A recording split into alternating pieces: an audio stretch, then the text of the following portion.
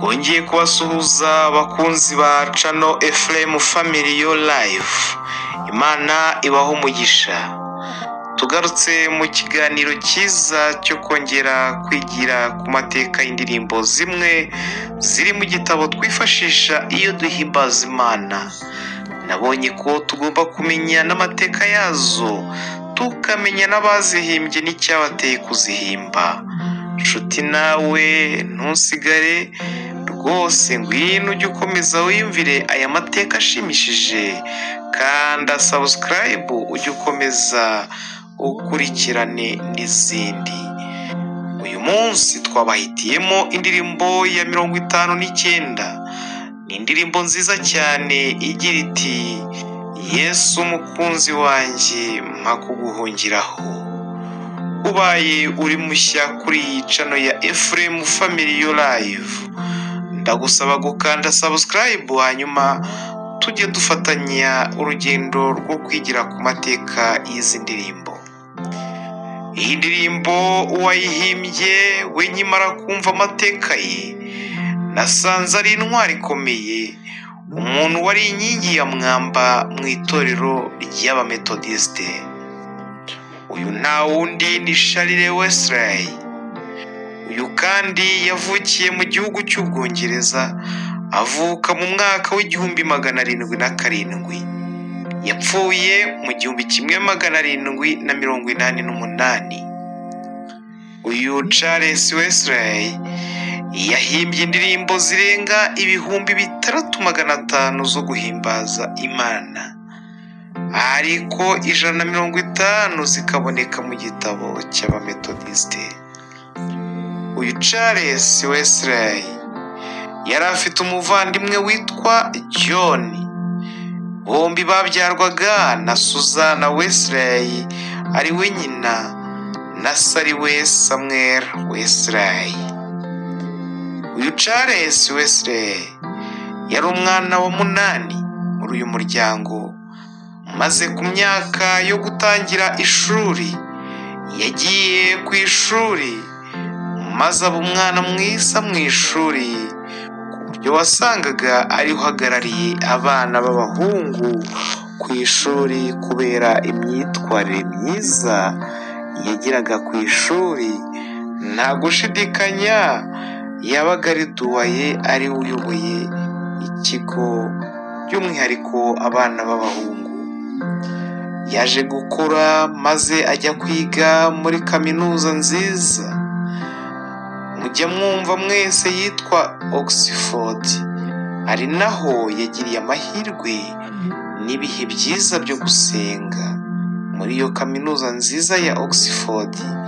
Umuvandimwe we John nawe niho yize. Charles, umusore mwiza, yaje kugira igitekerezo cyiza cyo gukora itsinda ryo gusenga, maze ahamagara bagenzi be bigaga muri iyo kaminuza, bakora itsinda ryiza ryo gusenga muri iyo kaminuza. Nyuma y'imyaka 2 gusa, umuvandimwe we wa wundi John nawe yaje kwinjira muri rya tsinda, dore ko nawe twababwiye ko yari yarize muri kaminuza. Bivugwa ko iri tsinda ryaje gukomera, kandi hari n'undi waryinjiyemo witwaga George Whitefield, maze itsinda rirakomera riba inkingi ya mwamba muri iyo kaminuza, ku buryo ryaje kwitwa itsinda ryera cyangwa ihuriro ryera, kubera ko bigaga Bibiliya buri munsi,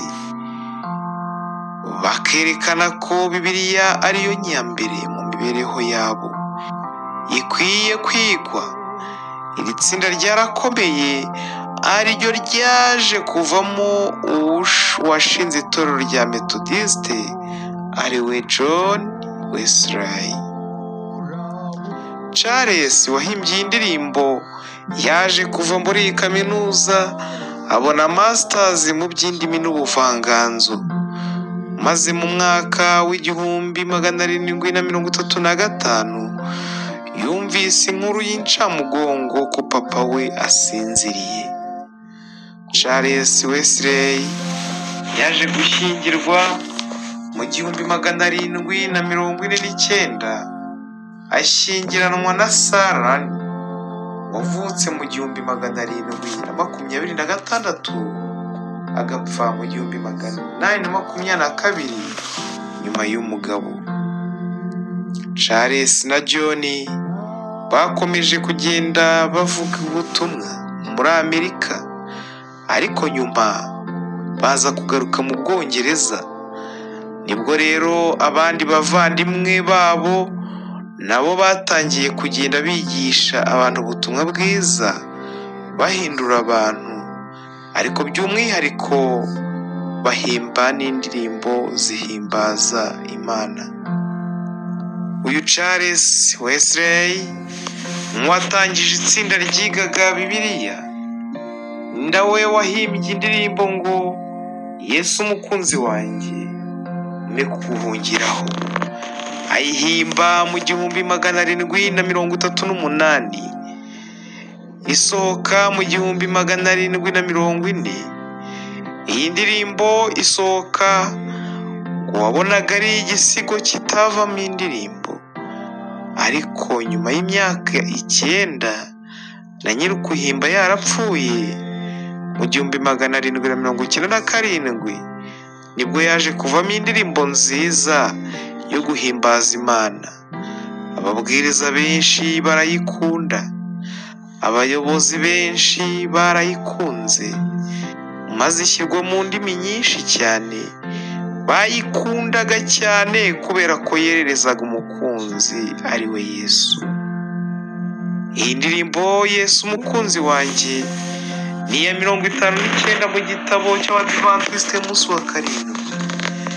Ni indirimbo yerekana ko nta handi dukwiye guhungira igihe waba wugarijwe n'ibintu bitandukanye byaba byenda guhitana ubuzima bwawe, harimo intambara, inzara, indwara.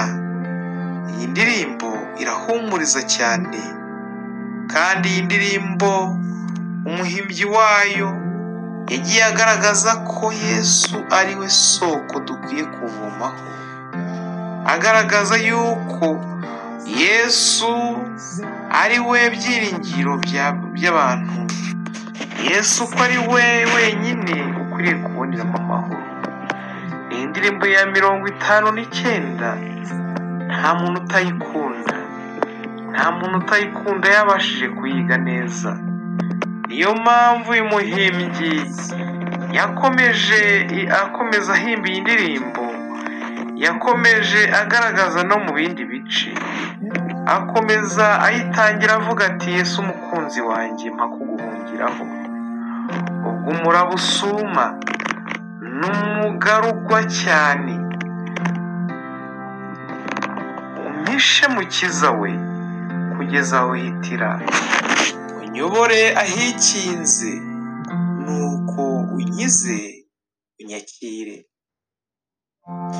Nta bundi buhungiro mwami unyirokorere, ntunzibukire rwose, komeza ujye undengera. Nkwizigire wenyine, ni wowe umpa imbaraga. Washya abanzi banjye, simpugane na hato. Ngushime mwami Yesu kuko utagira icyo unyima.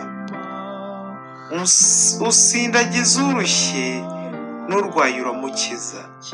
Urera bihebuje, ntabwo ngutunganiye, ndi mubi bikabije. Urakiranutse, ubabarira cyane, kandi imbabazi zawe ziruta ibyaha byanjye. Nyeza nkomeze nere, we soko y'ubugingo, nkundira nkuvomemo. Unyuzure umutima, nzagere ku bugingo. Iyi ndirimbo kandi umuhimbyi wayo yagiye agaragaza ko Yesu ari we soko dukwiye kuvomaho. Reka rero nyuma yo kumva aya mateka y'iyi ndirimbo, Imana idufashe natwe Yesu tumugire nyambere, twumve ko nta handi dufite ubuhungiro, nta handi ari muri Yesu gusa.